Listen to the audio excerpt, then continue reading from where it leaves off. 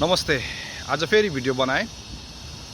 यो केपी ओली चोर, शेरबहादुर देवा चोर, गनगन थापा बाख्रा चोरको झोले दुईजना न्यायाधीश रवि लामेछानेलाई पूर्वपक्षको लागि जेल पठाउने र अनि पक्रिन आउने डिएसपी झोलेलाई के भन्न चाहन्छु भन्दाखेरि यिनीहरूले सोधेछ कि रविको अन्तिम इच्छा के हो भनेर। रविको अन्तिम इच्छा भनेको तिमीहरू जस्तो राष्ट्रघाती, दलाल, देशद्रोही, चोर, फटा गुण्डाहरूलाई जेल कोच्ने रवि लामेछानेको इच्छा हो है।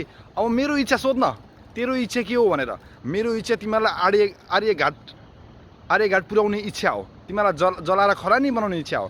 तँ चोरहरू जबसम्म नेपाल देशमा रहिरहन्छस् नि होइन, नेपाल देशमा अशान्ति मात्रै भइरहन्छ, नेपाली जनताले दुःख पाउँछ अनि नेपाल जहिले पनि खरानी नै रहिरहन्छ क्या। तिमीहरू जस्तो चोरहरूलाई नि बङ्गलादेशमा होइन, बङ्गलादेशमा त्यहाँको हसिना शेखलाई जसरी त्यहाँको जनताहरूले खेदाएको थियो नि त्यसरी तिमीलाई खेदाउने मेरो इच्छा छ। र श्रीलङ्कामा त्यहाँको राष्ट्रपति र प्रधानमन्त्री जसरी लखेटेको थियो नि त्यहाँको श्रीलङ्काको जनताहरूले त्यसरी तिमीहरूलाई लखेट्ने इच्छा छ। अनि तिमीहरू जस्तोलाई नि समातेर तिमीहरू जस्तोलाई त फाँसी दिने इच्छा हो। अब सोध, 3.5 करोड नेपाली जनताको इच्छा के छ? तिमीहरू जस्तो भ्रष्टहरूलाई के गर्नेछ भने फाँसी दिने इच्छा छ 3.5 करोड नेपाली जनताको।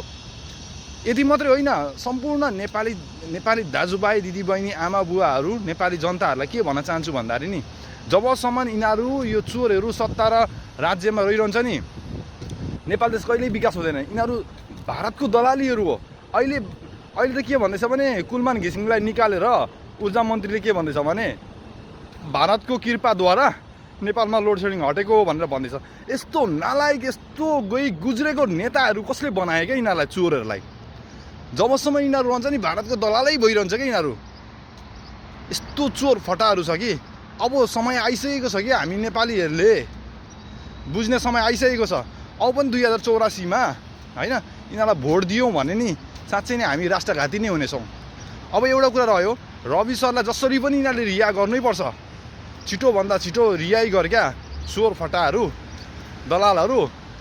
तिमीहरूलाई त एउटै खाल्टोमा लगेर पुर्नु मन लागेको छ क्या, साँच्चै नै भन्ने हो भने तिमीहरूलाई पुर्नु मन लागेको छ। जसरी पनि रवि सरलाई चाहिँ जसरी पनि रिहाई गर क्या। हाम्रो माग त्यति मात्रै हो। राष्ट्रिय स्वतन्त्र पार्टीले के हेरेर बसिरहेको छ र सम्पूर्ण 3.5 करोड नेपाली जनताले के हेरेर बसिरहेको छ? अब आवाज उठाउने बेला भइसकेको छ। अन्तर्राष्ट्रियमा मुद्दा हाल्नुपर्ने अवस्था भइसकेको छ, किनभने नेपालको न्यायालयदेखि लिएर सबै भ्रष्ट भइसकेको छ। हामीले कसरी विश्वास गर्ने? हामीले विश्वास गर्ने ठाउँै छैन क्या। त्यसैले अब आउने समय आइसकेको छ। अब तयारी अवस्थामा हुनुहोस् भन्न चाहन्छु यो भिडियो मार्फतबाट। सक्दो सेयर लाइक गर्नुहोस्, त्यो चोरहरू भएको ठाउँमा पुगोस् भिडियो।